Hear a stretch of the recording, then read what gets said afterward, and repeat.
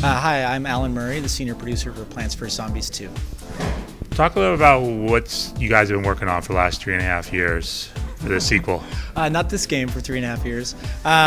So there's a couple things going on here. One is that PopCap's not really a company about churning out sequels, right? So for the first couple years after Plants vs. Zombies 1 came out, or just Plants vs. Zombies, a lot of effort was put into the different iterations on different platforms: console, DS, handhelds, tablets, and so not a whole lot of effort was put into thinking about what would be a 2. It wasn't really until about 1.5 years ago, a little more than that maybe, that we really started to look in earnest at what would be interesting designs, what would be some interesting places we could go, things we could do with the core game that we really, to really think about a sequel. So really, Plants vs. Zombies 2 really started to come together in earnest about 1.5 years ago. Talk a little about what's new when it comes to this game. A lot. We really expand upon the core gameplay. It's the same tower defense game that people know and love, with plants fighting zombies, but then we add some new gameplay mechanics in the core game. The first one is plant food, so it's a way that you can temporarily supercharge any of your plants that are out on the field. The other one is using power-ups, so taking advantage of the touch screens. We allow the player to actually touch and interact with the zombies themselves. They can pinch and pop their heads off, they can touch and zap them with electrical bolts, or they can flick and throw them off the board. When it comes to this world, talk a little about the system, how you're going to be going through multiple areas and time machine. You're going back in time, ancient Egypt. Yep, yeah, it's about time. So it's a little bit of a joke there. So you go on this adventure with Crazy Dave and his time machine Penny. He's looking for his taco again. He wants to go back 5 minutes in time, but can't find his taco, and something goes wrong, and you end up in ancient Egypt. And from there, we take you on this wild ride. And at launch, we're going to send you through 3 eras: ancient Egypt, pirate seas. We're doing ship-to-ship combat. Running planks across 2 ships and trying to stop the zombies from boarding your ship. And then we take you to the Wild West, where you fight a bunch of cowboy zombies. And there we introduce some new mechanics with mine carts and ways that you can move zombies vertically up and down the playing field.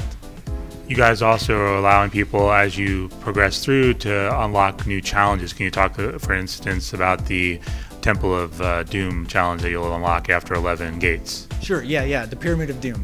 Yeah, so it's great. We have these challenge zones at the end of each world that unlock by completing the main thread in each world. And those are our new, endless mode, endless mechanics, where you can play level to level as it programmatically gets harder and harder as you go. And we introduce some interesting gameplay elements in between those levels to allow you to select the plants that you're going to have for your loadout. In addition, we introduce a concept of an overworld map. So between each level, we take you out to the map in all 3 worlds, and then new worlds that we have going forward, where you can see the levels that you've played, where you need to go to next, as well as optional branches off of the main thread, so you can go and try new gameplay modes, new mini games, new ways of actually playing the core game. What role has the feedback you've had from the huge amount of players and fans of this franchise had on what you guys are doing with the sequel? A lot, actually, but really the majority of the feedback is just give us more plants and more zombies, and that's what we've done, right? So we brought back a lot of the favorites, the core plants, the sunflower, the pea shooter, the walnut, as well as a whole host of new plants. And then we introduce new zombies, in addition to the basic zombies that you see, just the regular basic zombie, the cone head, the bucket head. So we just give more of what players have been asking for, and then set them up in new ways so they can try new ways of gameplay. When it came to the original game, you launched and then you expanded, like you said, to a lot of different platforms. Going into this one, did you think about multiple platforms from the get-go, and did that impact how you created the game?